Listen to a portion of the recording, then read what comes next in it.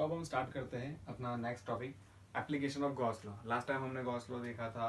तो Gauss law क्या बोलता है that flux passing through any surface is equals to the charge enclose by the surface divide by epsilon zero. Clear. तो अब उसकी application देखेंगे। 3 या 4 एप्लीकेशन अपने कोर्स में है जो अपने को पढ़नी है और कभी कभी बोर्ड में पूछी भी जाती है। क्लियर। तो उसकी सबसे पहली एप्लीकेशन ये है कि electric field due to infinite long uniformly charge wire. Wire कैसा है? पहले तो वो है इनफाइनाइटली लॉन्ग। दूसरी चीज यूनिफॉर्मली चार्ज। दो चीज है इस वायर में, एक तो वो यूनिफॉर्मली डिस्ट्रीब्यूटेड है उसके ऊपर चार्ज, प्लस वो इनफाइनाइट तक है। क्लियर। तो ऐसे मैंने एक वायर ले लिया है जो इनफाइनाइटली लॉन्ग है, तो ऊपर मैंने प्लस इन्फिनिटी, नीचे मैंने माइनस इन्फिनिटी ले लिया है, बीच में थोड़ा सा सेगमेंट अपने कैलकुलेशन के लिए ले लिया है। क्लियर। उस सेगमेंट की लेंथ हमने ले ली है एल। क्लियर। ओके।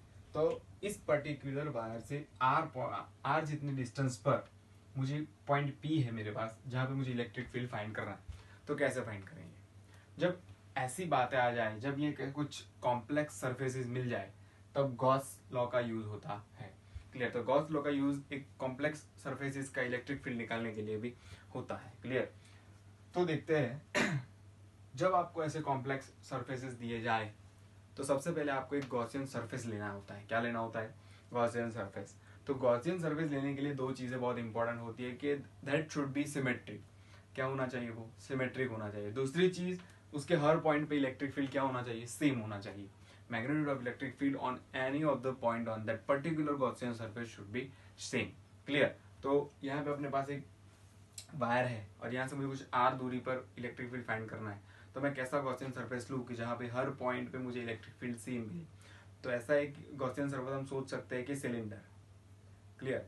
अब ये सेंटर है जहाँ पे चार्ज है। यहाँ से मानो कि मैंने आर डिस्टेंस की दूरी ले ली, तो यहाँ से आर डिस्टेंस पे जितना इलेक्ट्रिक फील्ड होगा उतना ही इलेक्ट्रिक फील्ड यहाँ पे आर डिस्टेंस पे होगा।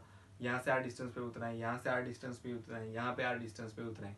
तो हर जगह पे आर डिस्टेंस पे मुझे इलेक्ट्रिक फील्ड सेम मिल रहा है। तो मैं क्या कंसिडर करूंगा? अब एक सिलेंडर। क्लियर। देखे कैसे?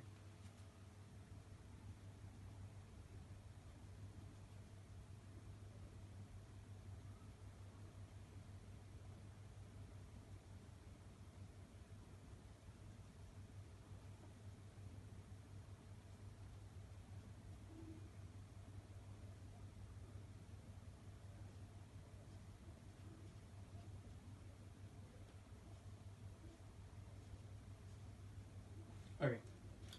तो ये हमारा गॉसियन सरफेस हो चुका है। क्लियर। अब हमें फाइंड करना है इसका इलेक्ट्रिक फील्ड, मतलब कि इस थिन वायर से आर डिस्टेंस पे पी पॉइंट के पास मुझे कितना इलेक्ट्रिक फील्ड मिलेगा। तो पहले वाले में आपको थोड़ा सा कॉम्प्लिकेटेड लग रहा है कि गॉसियन सरफेस कैसे लेंगे, क्या करेंगे, कैसे करेंगे।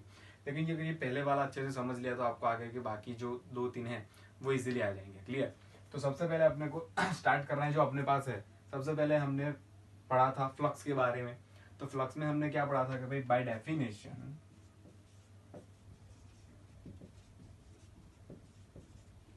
फ्लक्स क्या होता है? ईडीए या फिर ई ए कॉस थीटा, कुछ भी बोल लो, ईडीए कॉस थीटा या फिर ई ए कॉस थीटा, दोनों में से एक। क्लियर। तो यहाँ पे हम अगर सिलेंडर की बात करें, फाई ऑफ सिलेंडर, तो वो क्या होगा? ध्यान से देख, यहाँ पे कितने सरफेस है वो देखते हैं पहले। क्लियर।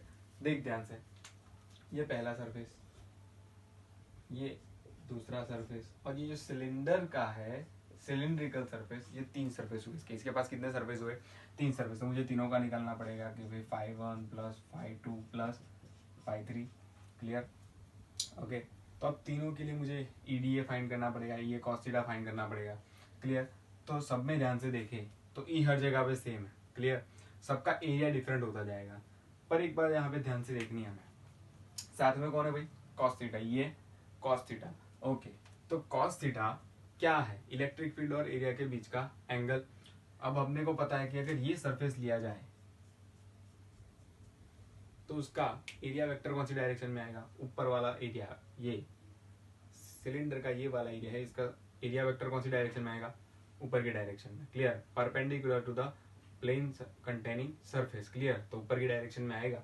अब ऊपर की डायरेक्शन में आया, लेकिन इलेक्ट्रिक फील्ड पॉजिटिव चार्जेस की वजह से किस डायरेक्शन में होता है? आउटवर्ड डायरेक्शन, इस तरह। क्लियर। तो आउटवर्ड डायरेक्शन में है, लेकिन इसका एरिया वेक्टर तो ऊपर वाले डायरेक्शन में, तो इन दोनों के बीच एंगल कितना बना भाई 90, और cos 90 क्या हो जाता है 0, तो ये अपना 0 आ जाएगा। उसी तरह से इसको देख, ये वाले सरफेस के बारे में देख, यहाँ पे भी इलेक्ट्रिक फील्ड की डायरेक्शन क्या है हर जगह पे आउटवर्ड डायरेक्शन, पर इसका एरिया वेक्टर कहाँ आएगा नीचे की डायरेक्शन, नीचे का सरफेस तो परपेंडिकुलर तो प्लेन कंटेनिंग, क्लियर, तो नीचे की डायरेक्शन में, तो फिर से यहाँ पे एंगल क्या बनेगा 90, तो फाई टू भी क्या आ जाएगा 0। तो अब बचा क्या, ये जो सिलिंड्रिकल सरफेस था उसी की बात बची, तो ये जो सिलिंड्रिकल सरफेस है उसकी बात देख लेते हैं, क्या आएगा ई ए कॉस थीटा, मतलब इसके लिए कॉस थीटा क्या होगा, सेम डायरेक्शन में तो 0 आ जाएगा, तो कॉस थीटा लिखने की जरूरत नहीं है, तो ई ए सिर्फ बचेगा। ओके, ये क्या है एरिया। अब सिलेंडर का सरफेस एरिया क्या होता है, सिलेंडर का कर्व वाला एरिया 2πr l, लेंथ हमने ले ली है, r उसकी रेडियस होती है, क्लियर, तो अपने को सिलेंडर का फाई मिल गया, क्लियर। पर नाउ अकॉर्डिंग टू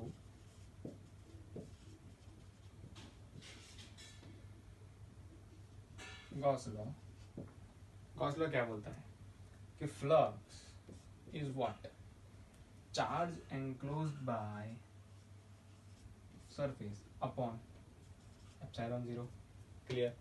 ओके, तो अब इन दोनों को हम कंपेयर करवा देंगे, दोनों को, इसको ए बोलेंगे, इसको बी बोलेंगे, इन दोनों को कंपेयर करवा सकते हैं कि नहीं करवा सकते हैं, करवा सकते हैं बिल्कुल, क्लियर। लेकिन क्या तुम्हारे पास चार्ज है, इस रोड का चार्ज क्या है वो बताया तुमको, इस वायर का चार्ज क्या है ये बताया तुमको, नहीं पता। तो अब यहाँ पे एक नई चीज इंट्रोड्यूस होती है जिसको बोला जाता है लीनियर चार्ज डेंसिटी, क्या बोलेंगे उसको, लीनियर चार्ज डेंसिटी।